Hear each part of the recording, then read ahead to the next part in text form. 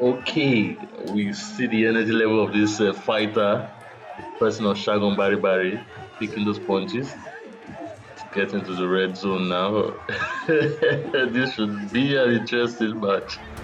And let's go! I salute my warriors across the globe, Anthony Okeleke. Always a delight guiding you through the most sought after martial art boxing sport in the world today, Dambe.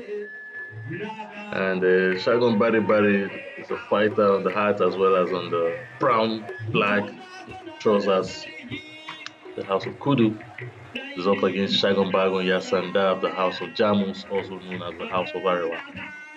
And it is interesting to note that the Jamus fighters was an extraction from one of the other well-known houses, and an extraction rather, the House of Gurumada.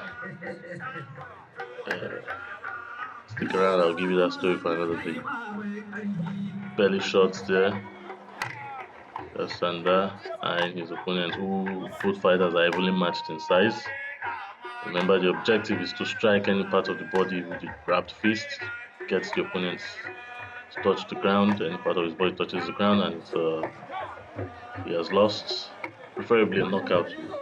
And what he is doing right now is to have a fan touch the fist, his weapon of mass destruction, as a sort of good luck charm, as they go on at each other aggressively, driving uppercuts and right hooks, overhands in quick successive thrusts. Okay, the heart of Yasanda is up as Bare Bare continues to show him his superior fighting force, and the referee keeps a very close watch, picks up his cap.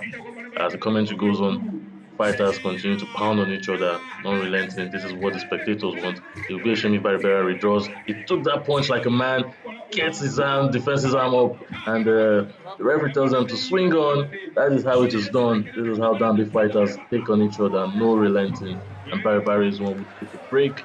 Beautifully done first half, first round. And you see his senior coach there giving him instructions on what he should have done as opposed to what he did. Nonetheless, that was a very lovely first round. The second round resumes almost immediately. Fighters will always go for a 1 2 minute intermediate water breaks and return to take on each other. And arms crossed, legs stretched, spectators watching as that right hook took on a Barry Barry Barry tries a belly shot and overhand. It didn't make any impact. I see him complaining about something. His opponent is not interested in that. Take on the traditional fighting stance. And arms are stretched, defensive position. He drives in, didn't take advantage of that. He could have thrown the punch, and he took one to the face. Whoa, why is he so interested in proving his manhood by taking shots to the head? He should put up his defensive hand. But sometimes, just the thing of manliness. You see his good fighting tactics there, pulling his opponent in, striking those punches. He has worked for him in the past. I mean, Barry Barry has improved tremendously as a fighter. He used to lose in this arena. Now he seems to be the one who takes out opponents. I mean, on average, you know, 3 of 6 fights won. 50% success rate is better than being from 0%. So that's under trusting punches whenever he gets the opportunity. Giving Barry Barry a wake up call to always put up his defensive fist. Referee continues to keep a close watch on activities. In between, other warriors will continue to size each other up, throwing up requests for a fight. And if these two continue to dilly, the referee is going to clear the arena for them, bringing the new fighters. Whoa, that was a right hook. Yasanda had a second opinion. Yes, our fighter has a mouth guard based on popular requests from our fans across the globe.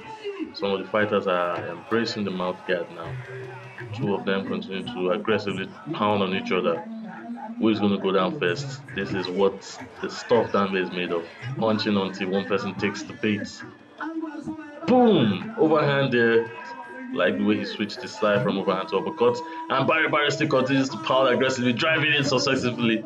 And Yasanda is looking over.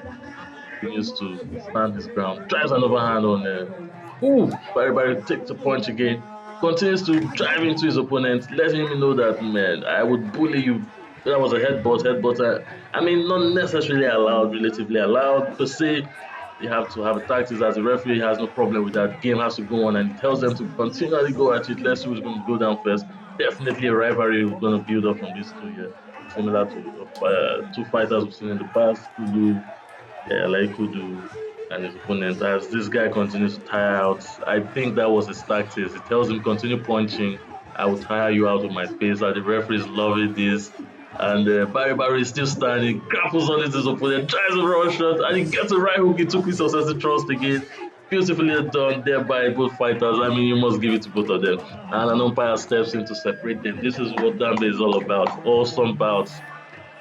Classic match as Water is straight on the Kudu fighter to pull up. Subscribe to the Dambe Warriors channel and turn on the post notification bell icons to watch brand new awesome content from Dambe fighting every day. I mean, the feast of Dambe Warriors be with you. Thank you.